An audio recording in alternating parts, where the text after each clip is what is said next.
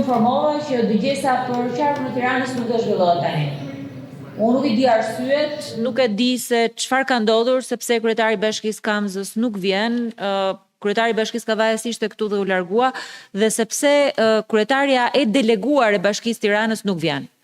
Është në gjykimin tim një mungesë edhe përgjegjësie edhe përgjegjshmërie, po edhe autoriteti i rënë i këtij komisioni që ajo që sot drejton 1/3 e popullsisë së Shqipërisë mos vi në këtë komision për të na raportuar. Unë kisha nxjerrë një sër pyetjesh dhe një sër shqetësimesh edhe në emër dhe të forcës politike që unë përfaqësoj, u kisha bërë dhe disa propozime që dëgjesat nuk janë të nevojshme vetëm për Bashkinë e Tiranës, po janë të nevojshme për të kryer edhe me komunat. Potencialisht sipas propozimeve që ne kemi bërë me zonën e Kasharit që ka përqendrime më të ndaja të biznesit, me zonën e Dajtit që ka përqendrime më të ndaja të ndërtimeve të reja, me zonën e Petrelës, të Paskuqanit, që neve gjykojmë që duhet të jenë qendra të reja dhe ka nevojë për një debat. Tani, kryetaria e deleguar e Tiranës, e cila ka marrë përgjegjësinë të administrojë qytetin e Tiranës, nuk vjen dhe të raportojë këtu në komision. Ju keni qenë vetë zëvendës kryetar Bashkia e Tiranës, unë kam qenë zëvendës kryetar e Bashkia e Tiranës. Në vitin 2015 Tirana ka pas 5.000 punonjës, sot ka 9.200 punonjës. Po minimumi duhet vi këtu dhe të na flas, na raportoj se çfarë ka ndodhur me reformën territoriale. Çfarë po ndodh sot me qytetin e Tiranës që ka vetëm ndërtime dhe nuk ka investime? Çfarë po ndodh sot me periferinë? Tirana nuk është vetëm sheshi Skënderbej. Tirana sot duhet ishte policentrike.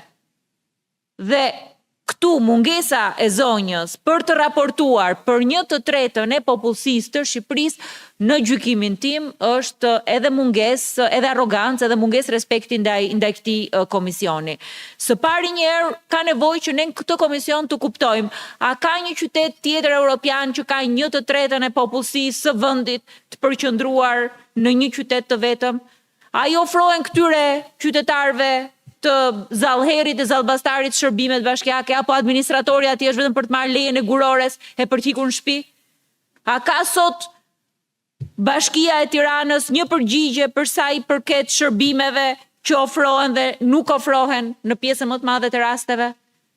Ju keni deputet tuaj Tiranës që ankohen që Tirana dhe jo sot, dhe jo mbasi kryetari i Bashkisë së Tiranës është përpara drejtësisë, po për vite me radhë që nuk ofrohen shërbime në qytetin e Tiranës, sepse Tirana është e pamanaxhueshme, është bërë e pajetueshme.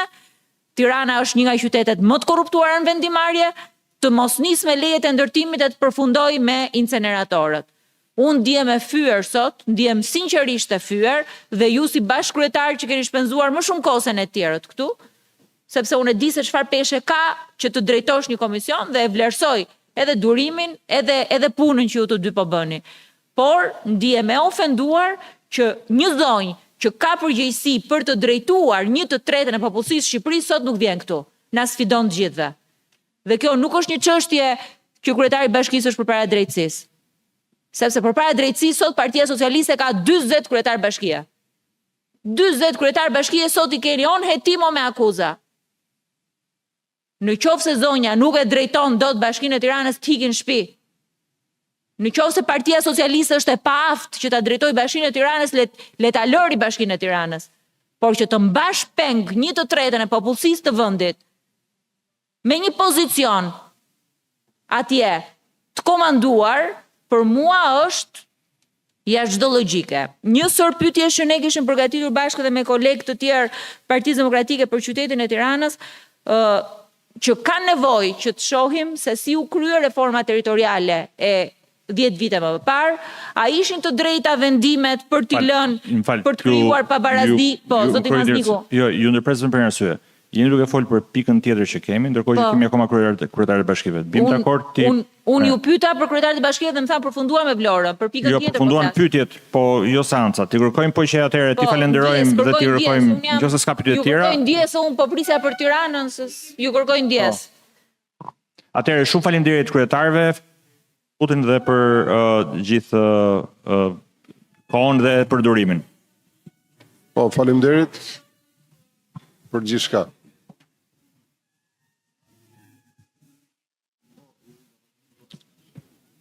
për pabarazin që krijoi reforma e shkuar territoriale nga periferia në qendër, për mënyrën se si ndikoi në shërbime, për faktin që sot 70% e gjithë investimeve janë përqendruar në qendrën urbane, ndërkohë që qytetarët e gjithë ish komunave janë pothuajse pas një shërbim. Zyrtarisht, zoti Mazniku, zoti Boçi, ju kam nisur një propozim për dëgjesa, për 4-5 dëgjesa për ish komunat. Dhe kemi nevojë që ne të kemi një diskutim për Tiranën. Kemi nevojë për të pasur një diskutim për qendrën më të madhe urbane të vendit.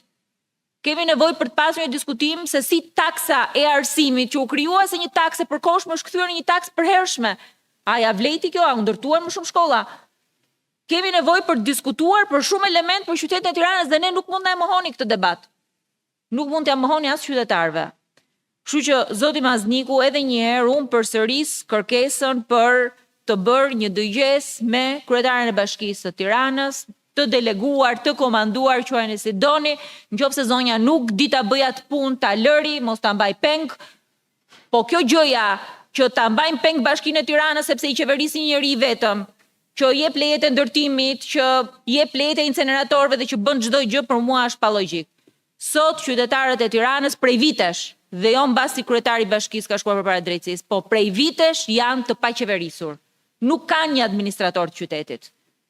Tirana është konsideruar si një vend ku ipen leje ndërtimi, është kthyer në një fjetore të madhe e merret ajo taksa e ndikimit infrastrukturë. Kemi nevojë që të kemi një diskutim edhe për impaktin për ish komunat që unë përmenda, sepse kanë një aktivitet ekonomik, kanë qytetarë që jetojnë atje, kanë nevojë për të qeverisur dhe ato. Ju keni shëtitur atje, unë kam shkuar atje, jemi të gjithë njerëz që jemi përballur me nevojat që kanë ish komunat. Kështu që zoti Mazniku, edhe një herë për mua, ne jemi duke i lënë mangut këtij komisioni 1/3 së popullsisë së vendit llogaridhënien për atë që ndodhi me reformën territoriale të 10 viteve më parë, si mund ta bëjmë Tiranën më të mirë, si mund përpiqemi që ti tërheqim potencialin edhe kulturor, edhe turistik që ajo ka, si mundemi që ta konceptojmë atë policentrike, ashtu siç shumë kryetar bashkisë që kanë ikur e kanë ardhur kanë premtuar me kohë, dhe si mundemi që ta bëjmë këtë qytet të jetueshëm në fund të ditës. Unë jam borxhli e qytetarëve të Tiranës sepse më kanë votuar, kësaj radhe më shumë se çdo herë tjetër. Ju besoj jeni borxhli se keni qenë atje zëvendës kryetar bashkie. Por kjo për te llogarive tona elektorale dhe personale ka edhe një farë llogarie edhe si shërbys publik, se ne shërbys publik jemi në fund ditës. Ne kemi të nevojshme të diskutojmë për Tiranën. Nuk mund të fshihet as zonja, nuk mund të fshihet as Partia Socialiste, nuk mund të fshihet askush përpara faktit që sot këtu nuk vinë dhe nuk është bashkia vetme që nuk vjen. Edhe Elbasani e sfidoi këtë komision, edhe Shkodra e sfidoi këtë komision, dhe kryetaria e Bashkisë së Vlorës e sfidoi këtë komision. 2 kryetar bashkish ndërkohë që ne ishim këtu si deputet u larguan. Besoj që minimumi i respektit edhe si koleg të forcave të ndryshme politike, po të bashkëtesës që kemi këtu në parlament duhet ekzistonte.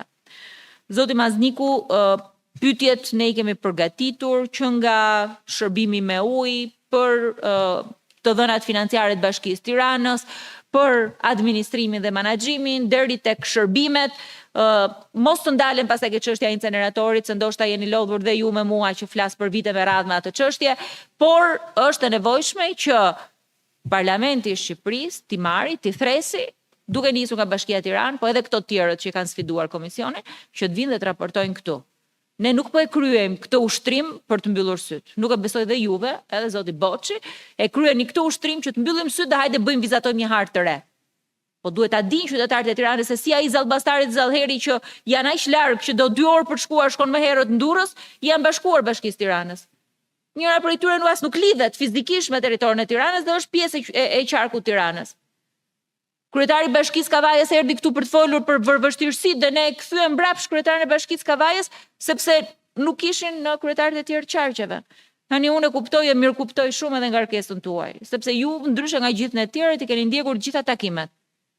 Por kjo reformë është e paplot nëse kjo ndodh pa dëgjuar Tiranën dhe pa diskutuar për Tiranën.